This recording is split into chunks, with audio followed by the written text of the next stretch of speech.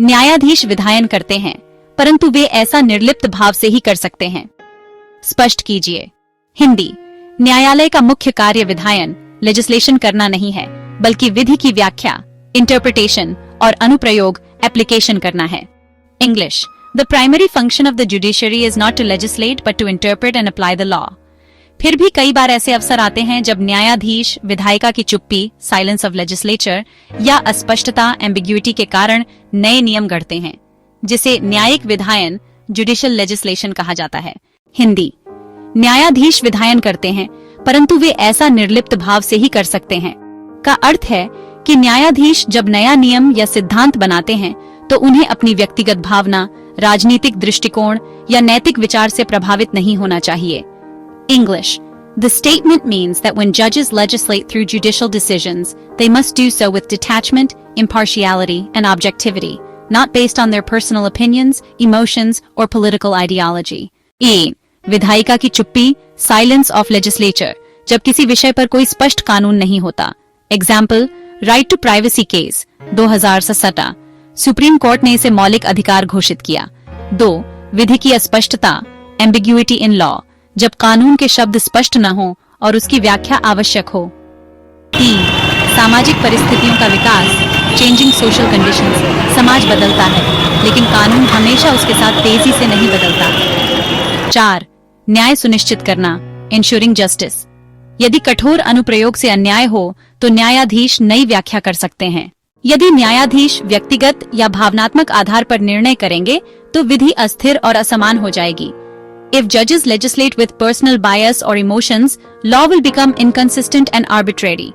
इसलिए न्यायाधीश को केवल विधिक सिद्धांतों, पूर्व निर्णयों और न्याय के सामान्य सिद्धांतों पर आधारित होकर ही विधायन करना चाहिए। 8. Kesavananda Bharati v state of Kerala 1977। Supreme court ने बेसिक स्ट्रक्चर डॉक्ट्रिन बनाया। यह न्यायिक विधायन था, लेकिन संविधान की रक्षा हेतु निर्लिप्त भाव से किया गया। 2. Vishaka v state of Rajasthan 1969। यौन उत्पीड़न से सुरक्षा हेतु विशाखा गाइडलाइंस बनाए। यह विधायन का कार्य था, परंतु न्यायालय ने सामाजिक आवश्यकता के आधार पर किया। 3. Right to privacy case 2017। निजता को अनुच्छेद 21 के अंतर्गत मौलिक अधिकार घोषित किया। हिंदी। कुछ विद्वान मानते हैं कि न्यायाधीशों को विधायन नहीं करना चाहिए क्योंकि यह लोकतांत्रिक सिद्धांतों के विरुद्ध है। English. Critics argue that judicial legislation violates the principle of separation of powers, since lawmaking is the exclusive function of the legislature. वे विचारकों की राय Thinkers Views, जेरमी बेंथम। न्यायाधीशों द्वारा विधायन करने की आलोचना की, कहा कि यह लोकतांत्रिक व्यवस्था के लिए खतरा है। डाइसी मानते थे कि न्यायाधीश कानून की व्याख्या करते हुए कई बार नया कानून बना देते हैं। ऑस्टिन विधायन को केवल संप्रभु सॉवरेन का कार्य मानते थे, इसलिए न्यायाधीशों का विधायन उन्हें स्वीकार नहीं था। 2. न्यायिक विधायन और विधायिका के बीच संतुलन balance between judiciary and legislature. न्यायाधीश विधायन कर सकते हैं, लेकिन वे कभी भी विधायिका की जगह नहीं ले सकते। उनका कार्य अंतराल गैप फिलिंग करना है, न कि पूरा नया कानून बनाना। 3. निर्लिप्त भाव पर और स्पष्टता। निर्लिप्त भाव का अर्थ यह भी है कि न्यायाधीश को किसी राजनीतिक दल, धार्मिक विचार, जातीय सोच या व्यक्तिगत हित से प्रेरित नहीं होना चाहिए। उन्हें केवल संविधान, न्याय और विधिक परंपराओं के आधार पर निर्णय करना चाहिए। 4. आधुनिक भारतीय संदर्भ अपडेटेड विजन। हाल के मामलों में जैसे ट्रिपल तलाक 2017, सेक्शन 370 2018, LGBTQ राइट्स और अयोध्या जजमेंट 2019।